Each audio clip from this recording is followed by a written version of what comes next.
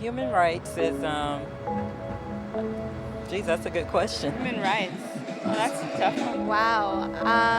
Права человека. I don't even know how to give that a definition. I would probably have to do a little bit of homework or something. Any right that I think just as a normal, human, The rights that humans have.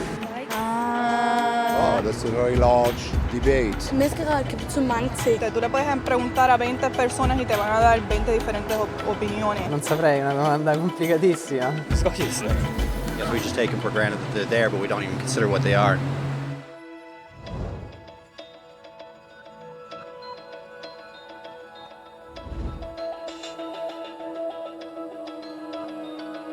Human rights are the rights you have simply because you're human.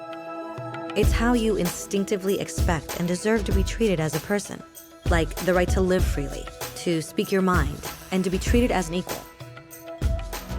There are many kinds of rights. Most apply to a certain group. But human rights are the only ones that apply to absolutely everyone, everywhere.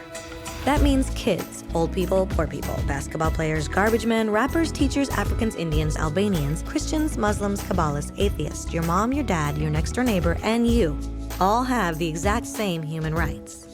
In other words, they're universal. But the question remains, what are they? Name the human rights? What the human rights are?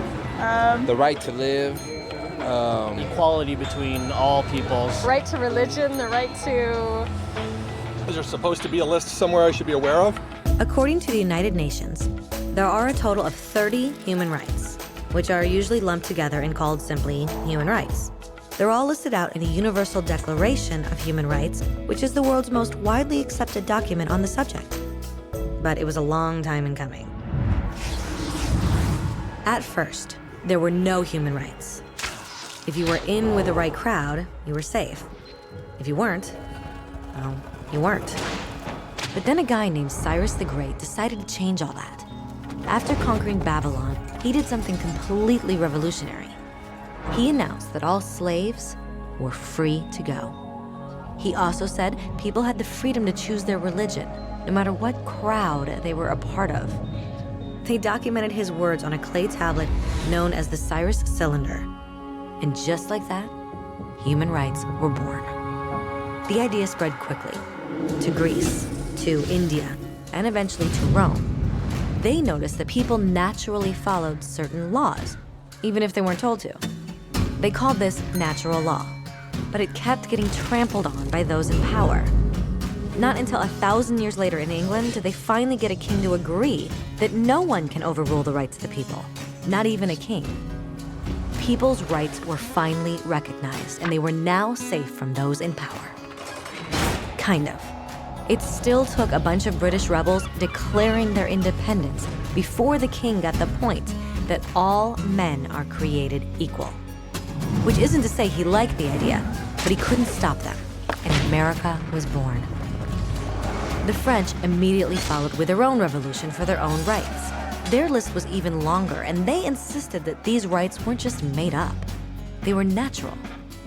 The Roman concept of natural law had become natural rights. Unfortunately, not everyone was so thrilled. In France, a general named Napoleon decided to overthrow the new French democracy and crown himself emperor of the world.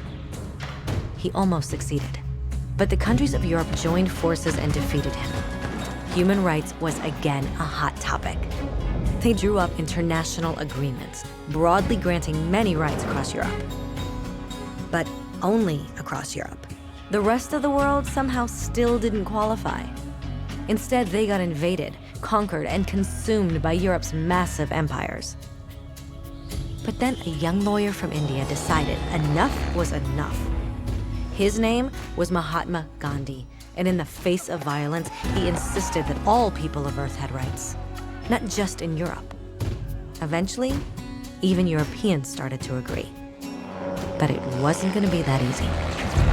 2 world wars erupted. Hitler exterminated half the Jewish population of Earth in horrifying Nazi death camps. And all told, 90 million people died. Never had human rights been so terrifyingly close to extinction. and never had the world been more desperate for change. So the countries of Earth banded together and formed the United Nations. Their basic purpose was to reaffirm faith in fundamental human rights, in the dignity and worth of the human person. But what were human rights? Were they the proclamations of Cyrus, the natural laws of Rome, the declarations of France? Everyone seemed to have a slightly different idea of what human rights should be. But under the supervision of Eleanor Roosevelt, they finally agreed on a set of rights that applied to absolutely everyone. The Universal Declaration of Human Rights. The French concept of natural rights had finally become human rights. So, in summary, at first, only a few lucky people had any rights, until one of those guys decided, hey, other people should have some rights too, which was great, except not everyone agreed. And it only took a few thousand years of fighting and declarations and more fighting until everyone finally agreed that human rights should apply to everyone. And they all lived happily ever after. Except for one little problem. If people have the right to food and shelter, why are 16,000 children dying of starvation every day? 1 every 5 seconds. If people have freedom of speech, why are thousands in prison for speaking their minds?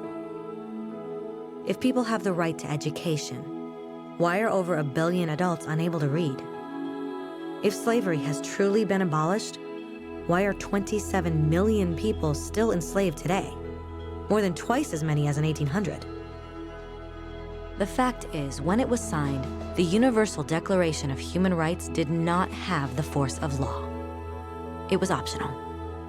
And despite many more documents, conventions, treaties, and laws, it's still little more than words on a page. So the question is, who will make those words a reality?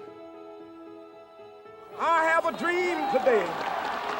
When Dr. King marched for racial equality, he was marching for rights that had been guaranteed by the United Nations for almost 2 decades. But still, he marched. When Nelson Mandela stood up for social justice in the 1990s, his country had already agreed to abolish such discrimination for almost 40 years. But still, he fought. Those who fight today against torture, poverty, and discrimination are not giants or superheroes. They're people.